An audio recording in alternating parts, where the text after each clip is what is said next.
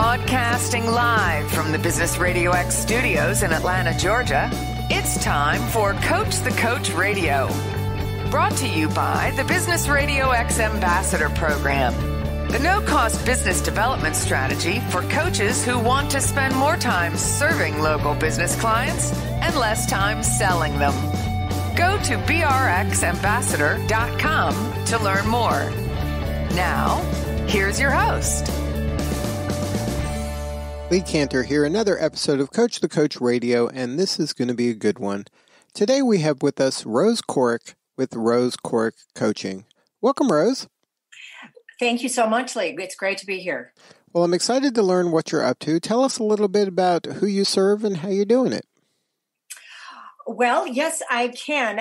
I'll start just by saying that I came to coaching as a result of having had a couple of creative businesses myself. And so when I closed my last one a few years ago, I decided it was time to bring what I had learned from my creative businesses and serve other women as I moved forward. So a few years ago, I launched my coaching business, and I serve successful professional women and helping them to really move into their greatness and overcome the obstacles that can tend to stand in our way as we are, becoming who we're meant to be in life. So your backstory includes kind of the creative field. That's how you... Yes, I was kind of a unique mix of creativity and business savvy. I had a commercial interior design firm for 20 years. And then in midlife, I left that very successful business that I created because I had a longing to really follow a dream.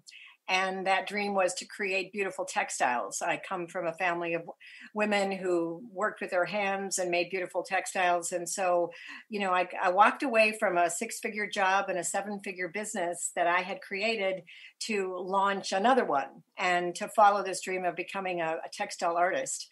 And it took another 15 years or so before, of really making that work. But so that's what I launched into. Then my second career was that prior to coaching.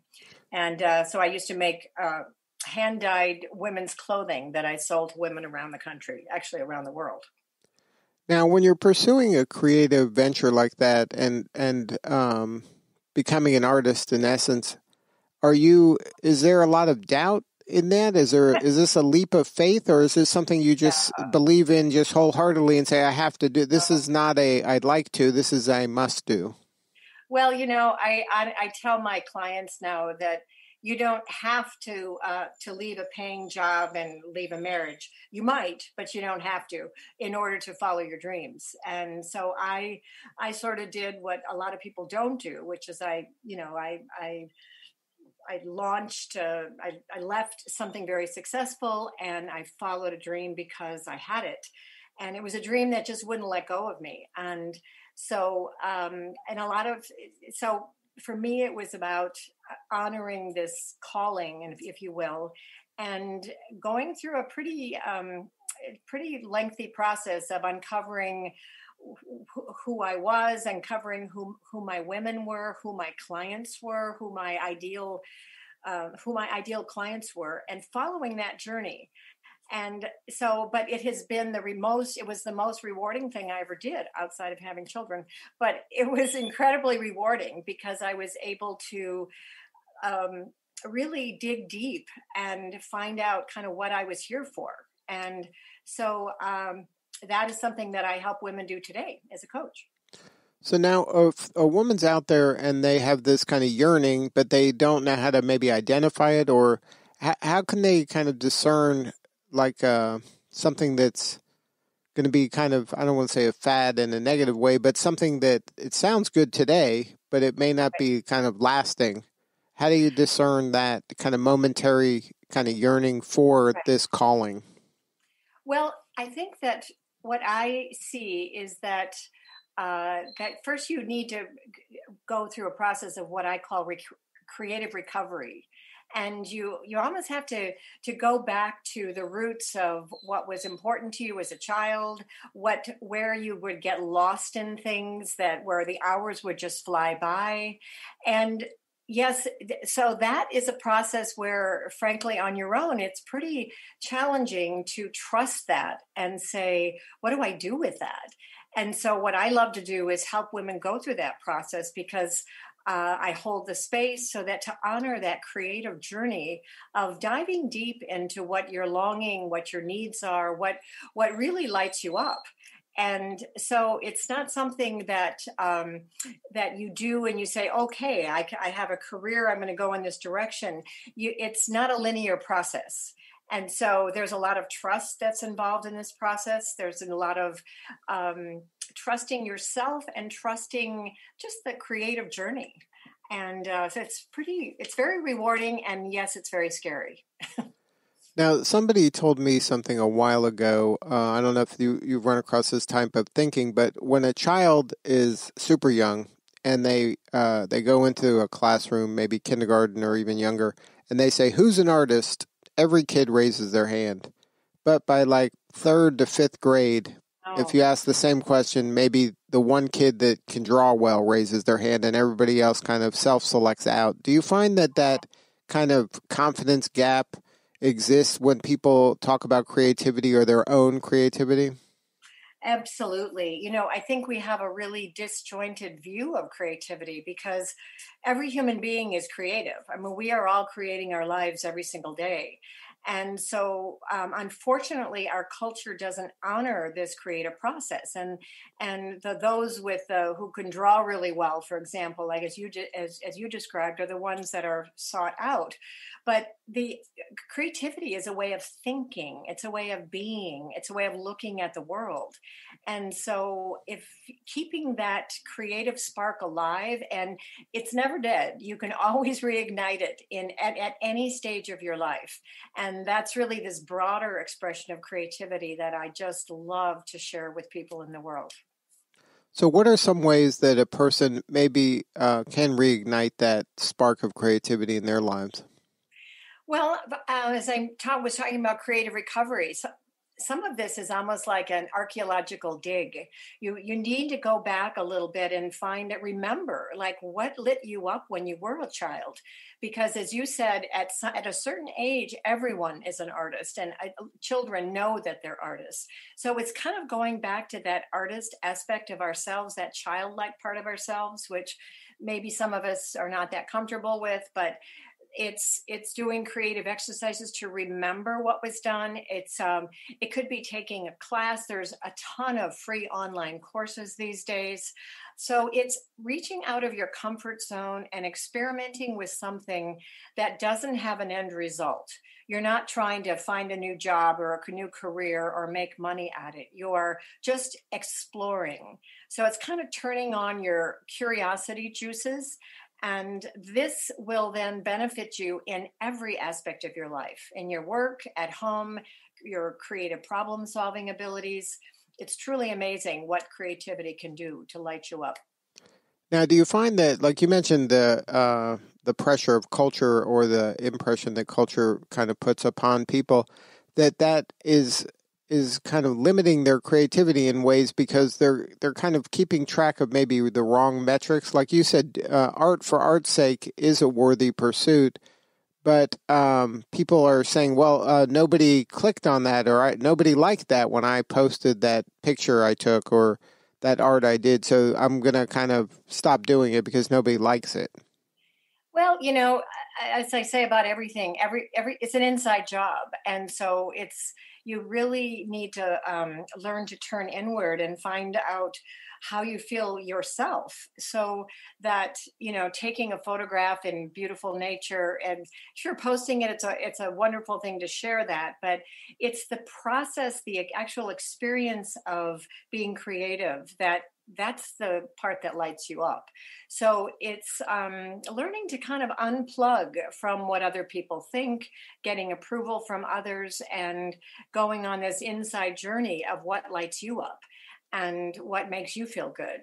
So it's and it's an interesting thing, because when anyone does that and you create something, others will notice in various ways, because people can tell when people are lit up. And so, I used to, when I was designing my clothing, I would be wearing clothes that I had hand dyed myself. And frankly, I did not want to become a fashion designer, because I just thought it's a whole new profession. I'm in midlife. I don't have time to learn this. And people kept coming up to me and literally buying the clothing off my back.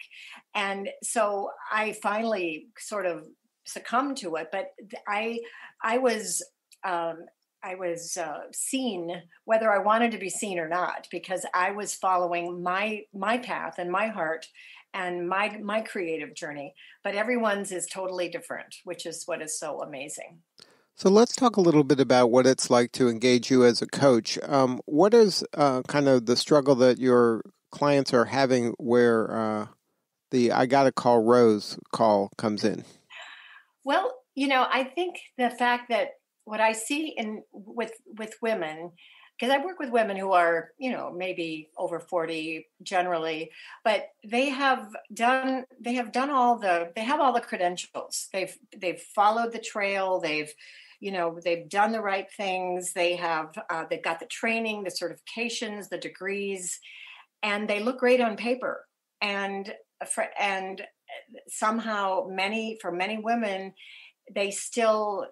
it's just not enough, because they know that they're meant for more. And so it's finding that it's getting to that place where the desire to be who you were meant to be in life is greater than the need for security or to keep things status quo. Many of us don't want to upset the apple cart. We want security.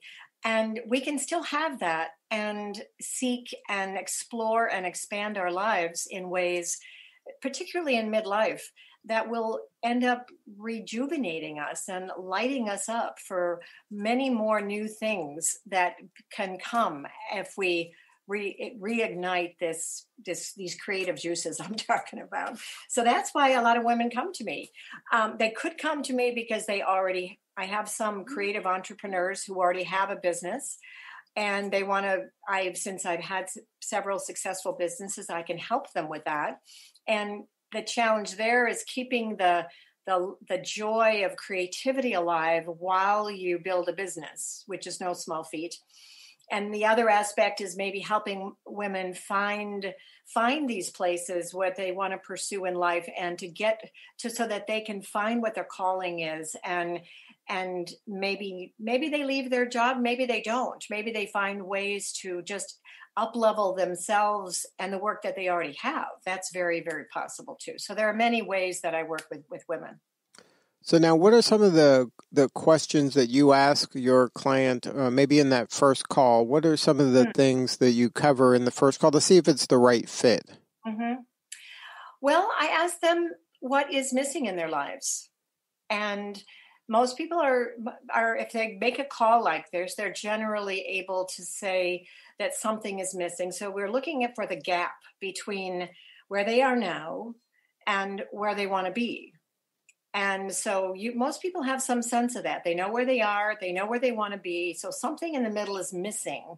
And then I often ask, what are the obstacles to getting where you want to go, to achieving this place of this way of being, this thing, this goal that you have? So you look at the obstacles. What's in the way?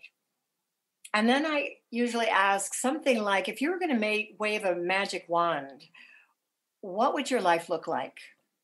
Paint me a picture of what would be just so amazing if you had a life like this. And then they're able to begin to sort of, because I give space for this, I give space to have them put words to things that maybe they don't even know to talk about. And I understand this. I kind of live in this this place of, imagination, and because exploring these areas is really of great interest to me. And I love helping women achieve their dreams.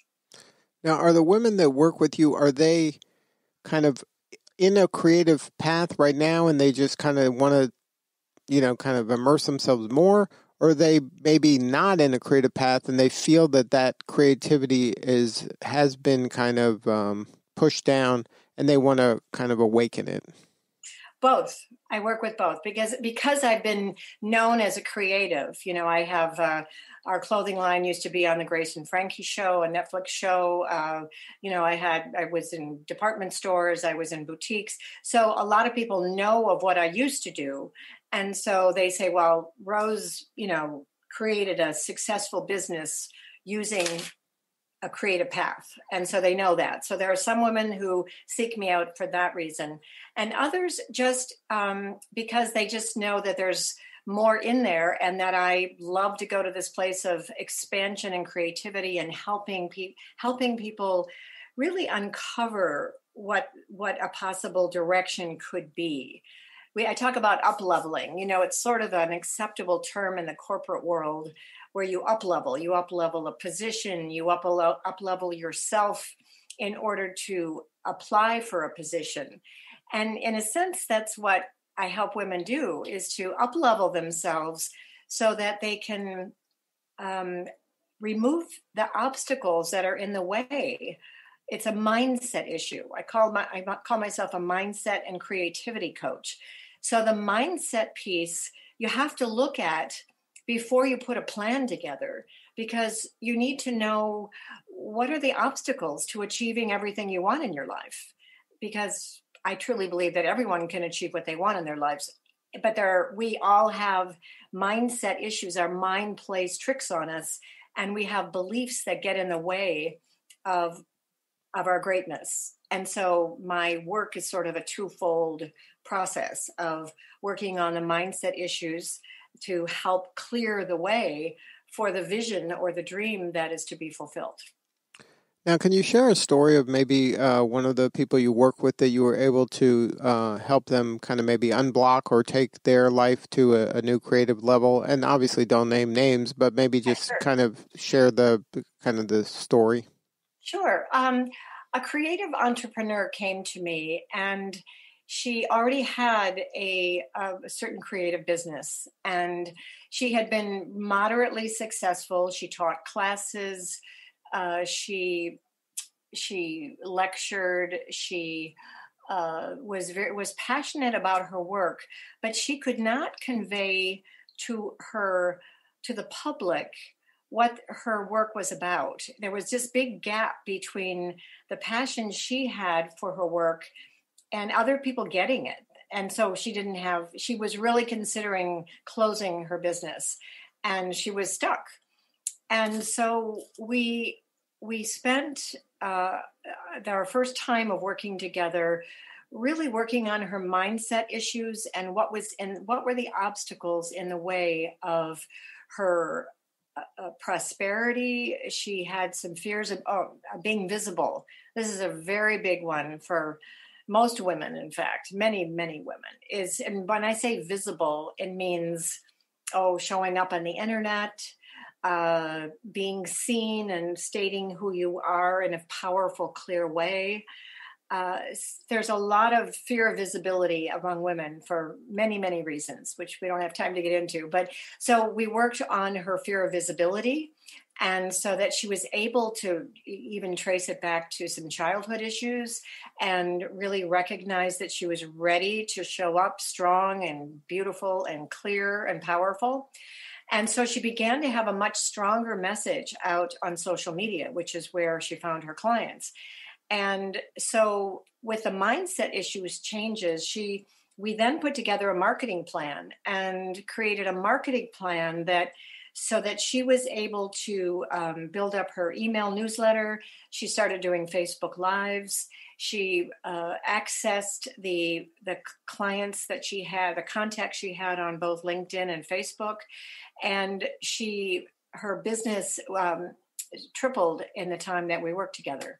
So, and she, most importantly, more than the money, as important as the money, was that she found her passion. I mean, she refound her confidence and her passion. And in her testimonial, she talks about going from a self-doubting entrepreneur to a powerful, confident entrepreneur. So she's still an ongoing client of mine. So. Wow, that must have been very rewarding to hear those words. Yeah, it's a lot of fun. It's really rewarding to share the knowledge I have and be of service to others at this stage of my life. Now, any advice for the coaches out there that are making a transition from being not a coach, but just maybe a practitioner or entrepreneur to now sharing some of that knowledge with others and kind of helping other people kind of forge the path to success? Well, I'll tell you, having been a successful business owner of 2 7-figure businesses prior to starting my coaching business, I actually thought it would be a no-brainer for me. I will say that I was a little overconfident in terms, not so much of the content that I can teach and coach on about, but more about the business of coaching. I frankly was not really aware of the business of coaching, and the coaching program that I participated in, I have 2 certifications, did not really teach the business of coaching. So I would say find a coaching program, if possible, that really includes the business of coaching, because I think it's incredibly important for a coach to understand the business of coaching so that there is a solid foundation upon which he or she then can coach, because it can really undermine your confidence if you don't have the clients that you need to move your coaching business forward. Well, Rose, thank you so much for sharing your story today. If there's someone out there that wants to kind of up level and kind of maybe unblock their creativity, is there a website for your practice? Yes, it's easy. It's rosecorrick.com. And that's ROSECORRICK.com. That's right. And you can book a free discovery session with me, and we can chat and get to know each other. And I would love to work with you. Well, Rose, thank you again for sharing your story. You're doing important work, and we appreciate you. Thank you. Thank you so much, Lee. All right, this is Lee Cantor. We will see you all next time on Coach the Coach Radio.